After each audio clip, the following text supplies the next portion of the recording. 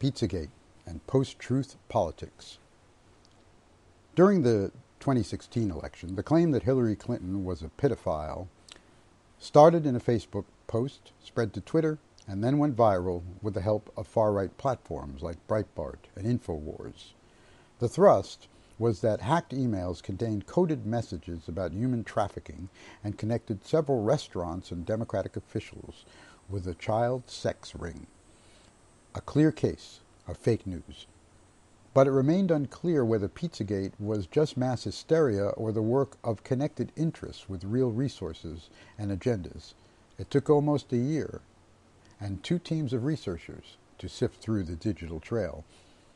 In the end, it appeared to involve a combination of participants: online activists, Russian bots, foreign agents, domestic political operatives, and ordinary people who were taken in. Many of the online activists were associates of the Trump campaign. Others had ties with Russia. Working together, though perhaps unwittingly, they flourished in a new post-truth information ecosystem, a space where false claims are defended as absolute facts. What's different about Pizzagate, according to Samuel Woolley, an expert in computational propaganda, is that it was retweeted and picked up by some of the most powerful faces of American politics. The bottom line question is whether a plague of pro-Trump, anti-Clinton hoaxes on Facebook and other social media helped swing the election. As time has passed, it has begun to look more likely. But there was already evidence days after the election. A journalist, Jay Rosen, made a strong case that fictional anti-Clinton stories had helped give hesitant Trump voters more reason to vote for him and against her. And the Daily Beast, Gideon Resnick, reported that automated networks of social media bots spread erroneous information, often to Trump's benefit. Basically, what the country had experienced was a successful disinformation or perception management operation, a form of hybrid warfare, including but not limited to the weaponizing of hacked documents to influence the presidential race. But keep in mind that information war didn't begin in 2015. The first known operation was part of a U.S. NATO campaign against Serbian President Slobodan Milosevic, and the first significant cyber attack, a U.S.-Israeli operation called Olympic Games, was directed at Iran's nuclear program. Later known as Stuxnet, it involved a worm that destroyed a quarter of Iran's centrifuges and sent back its nuclear program by several years. The trouble with waging cyber war is that whatever we can do to them, they can someday do to us. It's a form of blowback. In a way, we're seeing a defensive response as well as aggression. Looking beyond Russia's exploitation of Trump, the next threats may involve not only continued stoking of social divisions, but also denial of service attacks executed by thousands of household devices. It has happened at least once already. On October 21st, 2016, when an internet switchboard was flooded, shutting down Twitter, Spotify, Netflix, and other sites. There are now about 10 billion internet-connected devices in the world. Some estimate that by 2020 there will be 50 billion. That's a lot of web robots to be potentially used as delivery devices in a cyber war. Of course, this is a nightmare scenario, but even without a future cyber war, the problem of truth decay and manipulation of perceptions remains a fundamental threat to social stability. During the last presidential campaign, President Obama became obsessed with how Velez, a Macedonian town, had experienced a digital gold rush. A group of young people there had published more than 100 pro-Trump websites with hundreds of thousands of Facebook followers.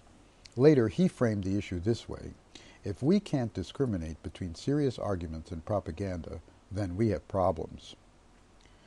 In the new media ecosystem, everything is true and nothing is true, Obama suggested to David Remnick for a New Yorker profile.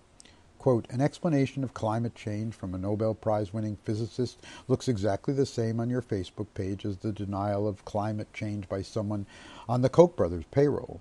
And the capacity to disseminate misinformation, wild conspiracy theories, or to paint the opposition in a wildly negative light without any rebuttal, That has accelerated in ways that much more sharply polarize the electorate and make it very difficult to have a common conversation." End quote. Should journalists and the media be concerned in the Trump era? The short answer is you bet. We could be looking at repressive legislation, ideological plagola, and other chilling effects. If you need proof that it's possible, consider the Nixon administration, which used a grab bag of weapons to intimidate the press. Some of its tactics may provide clues to what lies ahead. During the Nixon years, for example, newsmen were jailed for failing or refusing to disclose sources of information, and private front groups set themselves up as monitors of the news, to the chagrin of the professionals. More threatening to corporate media owners, Nixon also pushed plans for legislation holding local television stations accountable for all their network-originated broadcasts. License renewals would depend, to some extent, on what Nixon's director of the Office of Telecommunications, Clay T. Whitehead, called ideological plagola. Although a bill offering to trade extended licensing periods for political obedience never did become law, the goal was clear: management's actions to correct what they called imbalance or consistent bias in the networks. Whitehead explained, "Who else but management can or should correct so-called professionals who confuse sensationalism with sense and who dispense elitist gossip in the guise of news analysis?" Dispatched to reform the press, Vice President Spiro Agnew, until he was exposed by journalists he loathes publicly in a kickback scandal, won support for his attack on the distortion of news. Calling out an effete corps of impudent snobs, he meant writers who preferred the discussion of issues over the recitation of facts.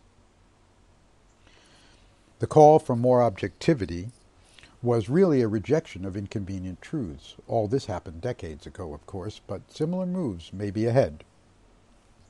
Writing in 1948, George Orwell imagined what was possible in just a few decades, a society ruled by Big Brother. It wasn't a computer, but rather the collective expression of the party.